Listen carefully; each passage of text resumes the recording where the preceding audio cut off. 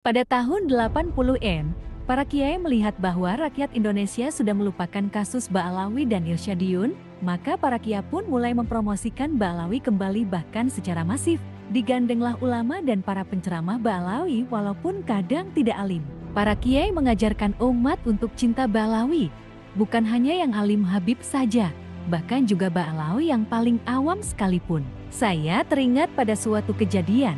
Ketika itu saya berumur sekitar 13 tahun, ayah saya berbincang-bincang dengan adik beliau yang bernama Kiai Munir dan sepupu beliau yang bernama Kiai Abbas Anwar pesantren Orobulu Rembang Pasuruan. Mereka mengeluhkan ceramah habaib yang kadang membahas hukum fikih dengan salah-salah. Kiai Abbas berkata, "Saya Jeti suka kerepotan kalau ada habib ceramah salah-salah di majelis saya. Saja Jeti harus meralat dan membetulkannya di majelis berikutnya." Ketika itu ayah saya dan kiai-kiai lainnya masih mentolerir ketidakaliman habaib yang mereka promosikan karena habaib itu masih sopan dan sangat menghormati para kiai. Setelah para kiai mempromosikan Ba'alawi secara masif, ternyata banyak oknum Ba'alawi yang kemudian melunjak. Mereka Jeti berani minta-minta atau jualan dawir dengan paksa bahkan terhadap para kiai. Banyak Ba'alawi yang datang ke ayah saya membawa dagangan seperti minyak wangi dan jamu. Ayah saya selalu menawarkan untuk menjualkan dagangan mereka.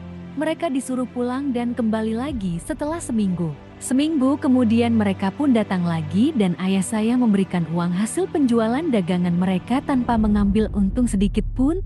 Ayah saya menjualnya ke tamu-tamu beliau dengan mengatakan bahwa itu adalah dagangan seorang habib. Hingga suatu hari ada habib membawa dagangan dan meminta ayah saya untuk membayarkan dulu. Ayah saya pun berkata, "Bukan begitu, Beb, taruh aja barang antum di sini, nanti juga terjual." Jeti uangnya nunggu setelah barang ini terjual.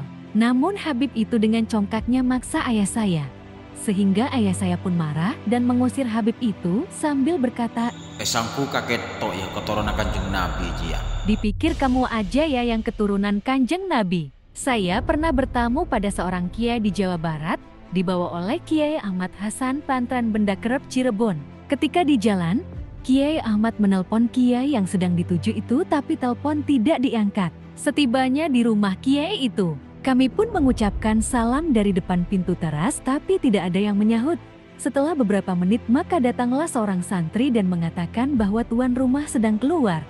Kami pun beranjak pergi. Setelah beberapa menit ada SMS masuk di HP Kiai Ahmad berbunyi begini, "Maaf Kiai, tadi saya tidak pegang HP. Itu yang sama antum Habib dari mana?" Rupanya tadi tuan rumah itu mengintip kami dan mengira saya ini Habib. Mungkin karena saya berawal, maka Kiai Ahmad pun membalas SMS. Yang bersama saya ini Kiai Elai Badri. Akhirnya Kiai itu menelpon Kiai dan berkata sambil tertawa, "Ya Allah, Kiai, saya kira antum bawa Habib, ya udah balik aja, saya ada di rumah." Singkatnya tuan rumah itu malas menemui Habib karena sering minta-minta dan maksa. Nah, setelah banyak oknum Ba'alawi yang suka meminta-minta bahkan kadang dengan maksa seperti itu, para kiai pun mulai mengurangi mempromosikan Ba'alawi. Hingga pada tahun 2000-an, sebagian Ba'alawi yang merasa promosi dari para kiai itu sangat berkurang.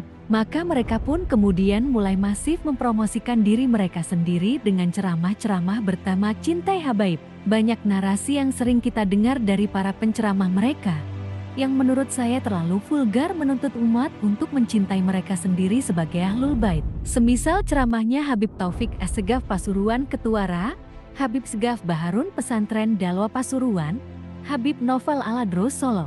Dan yang paling unik adalah narasi Habib Bahar Smith yang sangat viral, yaitu di dalam tubuh saya ini mengalir darah Rasulullah. Ketika saya dulu mendirikan Perhimpunan Keturunan Wali Songo, saya betul-betul bertujuan untuk silaturahim dan mensosialisasikan manhaj dakwah Wali Songo pada keturunan Wali Songo, bukan untuk menjadi Habib. Bahkan dengan tegas saya menolak panggilan Habib, baik untuk diri saya maupun untuk keluarga yang bergabung dengan lembaga yang saya dirikan ini. Walaupun ketika itu ada kiai yang nyeletuk dan berkata, "Nggak apa-apa, Kiai, hitung-hitung biar umat tahu kalau keturunan Rasulullah itu tidak semua seperti oknum habaib itu. Kita muncul untuk memperbaiki nama baik keturunan Rasulullah yang dirusak oleh mereka. Bahwa kita juga keturunan Rasulullah, tetapi tidak suka menyombongkan dan menjual nasab seperti mereka. Saya tetap menolak dengan usulan kiai itu. Namun begitu, banyak Balawi yang memusuhi dan memfitnah saya. Mereka tidak terima saya menghimpun keluarga Wali Songo. Sepertinya mereka takut kami menyaingi mereka sebagai Habib. Kemudian, ketika sekarang muncul banyak orang yang menolak nasab Balawi, lagi-lagi banyak Balawi yang menganggap mereka membenci Ahlul Bait. Ini nggak nyambung. Yang dibahas adalah soal nasab Balawi, bukan soal mencintai Ahlul Bait. Orang yang tidak percaya pada nasab Ba'alawi, maka tentu saja mereka tidak akan mencintai Ba'alawi sebagai Ahlul Bait. Pemirsa, ADJ yang dirahmati Allah, sepenggal kisah tadi bersumber dari tulisan K.H. Elai Badri yang tahu betul kebrok-brokan Kabib-Kabib Ba'alawi. Namun dalam hal polemik nasab ini, dia memilih diam 1000 bahasa. Wassalam.